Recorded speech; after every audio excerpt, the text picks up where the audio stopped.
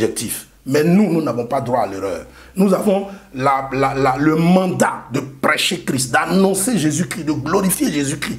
Et pour le salut de l'âme des chrétiens, évitons de leur apporter de fausses connaissances.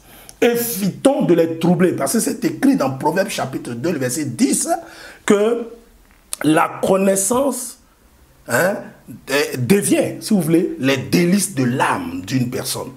Donc, il faut apporter la véritable connaissance pour que les gens soient sauvés dans nos églises. Donc, je voudrais évoluer. Quand on prend le texte de 1 Corinthiens, chapitre 4, verset 9, vous allez constater que dans 1 Corinthiens, chapitre 1, verset 4 au verset 9, vous allez constater qu'il parle d'être comblé de toutes les richesses, de la parole et de la connaissance. La richesse à laquelle Dieu nous appelle, c'est la connaissance liée à la parole de Dieu. Et la parole de Dieu qui elle-même regorge beaucoup de connaissances. C'est-à-dire la parole de Dieu est remplie de savoir. La parole de Dieu est remplie de révélations. Et toutes ces révélations, les unes auprès des autres, les unes avec les autres, occasionneront de grandes richesses spirituelles en nous. Dans le Seigneur en Christ, par l'enseignement, il y a de grandes richesses. Donc les enseignements peuvent être divers. Mais là où on reconnaît que l'enseignement, quoi qu'il soit divers, est de Dieu, c'est lorsque cet enseignement unifie l'Église de Dieu. Lorsque l'enseignement unifie le peuple de Dieu, unifie les pasteurs, unifie les enfants de Dieu et même met en harmonie l'Église aux yeux de tous. Et quand l'Église devient une Église harmonieuse aux yeux de tous, nous témoignons de la manifestation de Christ que nous sommes, parce que nous devons être nous-mêmes la manifestation de Christ pour pouvoir convaincre les autres à marcher avec ce Jésus. Mais quel exemple nous donnons?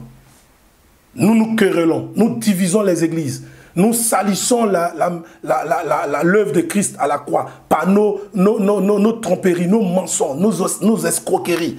Nous faisons des choses et nous venons nous exposer devant la télévision, devant les réseaux sociaux et nous voulons faire croire qu'aujourd'hui, dans l'église, il n'y a plus de solution. C'est vrai que l'église peut faire des dérives des fois, mais dans l'église, tant que Christ est glorifié, la solution sera toujours là dans l'église.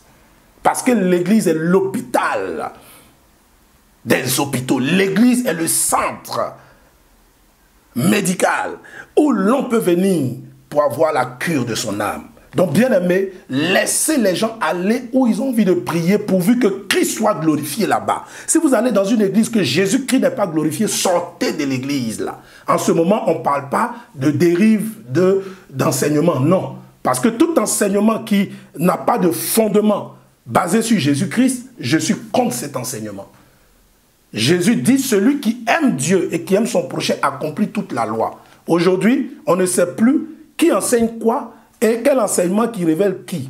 Parce que vos enseignements, vous voulez que vos enseignements révèlent Jésus-Christ, mais en même temps, vos enseignements sont si trompeurs, sont si maquillés, sont si machiavéliques que vos enseignements font qu'aujourd'hui, les chrétiens que Christ a gagnés depuis combien d'années, depuis combien de jours ou de moments, ceux-là décident de rester à la maison et après, quand les problèmes surviennent dans leur vie, elles ne savent que faire et elles rétrogradent. Je veux dire à tous les pasteurs qui disent aux chrétiens de ne plus venir à l'église, parce que d'après eux là-bas, il y a des faux pasteurs. Vous êtes en train de provoquer la perdition de ces âmes-là. Parce que quand elles restent à l'église, elles sont à la merci du diable.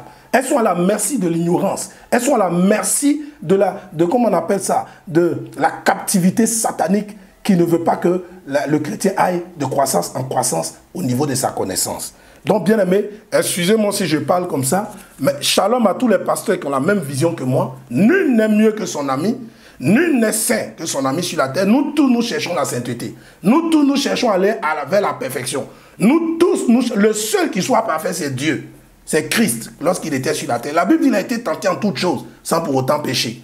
Alors que nous péchons, soit dans la nature du péché, nous péchons soit par l'acte du péché, ou nous péchons lorsque nous demeurons dans un état de péché.